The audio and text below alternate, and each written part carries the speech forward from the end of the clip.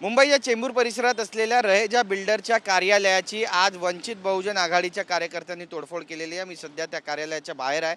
या ठिकाणी आपण पाहतोय गेट बंद करण्यात आलेला आहे। पोलिसांचा बंदोबस्त या संपूर्ण परिसरामध्ये वाढवण्यात आलेला आहे। बिल्डरच्या कार्यालयाबाहेर सुद्धा पोलिसांचा बंदोबस्त वाढलेला दिसतो आणि त्यासोबतच चौथ्या माळावर जे बिल्डरचं कार्यालय आहे त्या ठिकाणी जी तोडफोड झालेली आहे त्याचा पंचनामा सुद्धा आता चेंबूर पोलिसांकडून सुरू झाल्याची माहिती मिळते। सगळ्यात महत्त्वाचं म्हणजे काही दिवसांपूर्वी सुशील रहेजा या बिल्डर विरोधात ॲट्रॉसिटी अंतर्गत गुन्हा दाखल झाल्याची माहिती आहे आणि अटकेची कारवाई न झाल्यानं वंचित बहुजन आघाडी आज आक्रमक झाली अशी माहिती मिळते। मुंबईतील गोवंडी पोलीस ठाण्यात सुशील रहेजा या बिल्डर विरोधात ॲट्रॉसिटी कायद्याअंतर्गत गुन्हा दाखल करण्याचा आरोप वंचितच्या कार्यकर्त्यांनी केलेला आहे आणि काही दिवसांपूर्वी त्यांच्याकडे काम करणाऱ्या राहुल जाधव या तरुणाला क्षुल्लक कारणावरून ऑफिसमध्ये स्टाफसमोर मारहाण आणि शिवीगाळ करण्यात आली, अपमानास्पद वागणूक देण्यात आली आणि त्यामुळे बिल्डरवर हे बरेचसे आरोप करण्यात येत आहेत। आणि आज बिल्डर रहेजा चेंबूर येथील कार्यालयामध्ये पोहोचणार असल्याची माहिती मिळाल्यानंतर वंचित बहुजन आघाडीच्या महिला आघाडीच्या मुंबई प्रदेशाध्यक्षा स्नेहल सोनी आणि युवा आघाडीचे सागर गवई यांच्यासह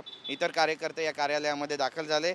मात्र कार्यकर्ते पोहोचताच रहेजा हा त्या ठिकाणाहून निघून गेल्याची माहिती मिळाली आणि त्यानंतर संतप्त कार्यकर्त्यांनी ऑफिसमध्ये तोडफोड केली, घोषणाबाजीही केली आणि त्याचे व्हिडिओसुद्धा आता समोर आलेत। दरम्यान या घटनेची पोलिसांनी नोंद घेतली आहे आणि तात्काळ पोलीस घटनास्थळी दाखल झालेत आणि तपासाला सुरुवात केलेली आहे। या प्रकरणावर पोलिसांची पुढील कारवाई काय असणार आहे हे सुद्धा पाहणं महत्त्वाचं ठरणार आहे। पण शिवीगाळ केल्याच्या कारणास्तव आता मुंबईमध्ये वंचित बहुजन आघाडी जी आहे ती बिल्डर विरोधात आक्रमक झाल्याचं चित्र पाहायला मिळतंय आणि याबाबत आता पोलीस नेमकी काय कारवाई करणार हे सुद्धा पाहणं महत्त्वाचं ठरेल। कॅमेरा पर्सन आदिलसह गिरीश गायकवाड, TV9 मराठी, मुंबई।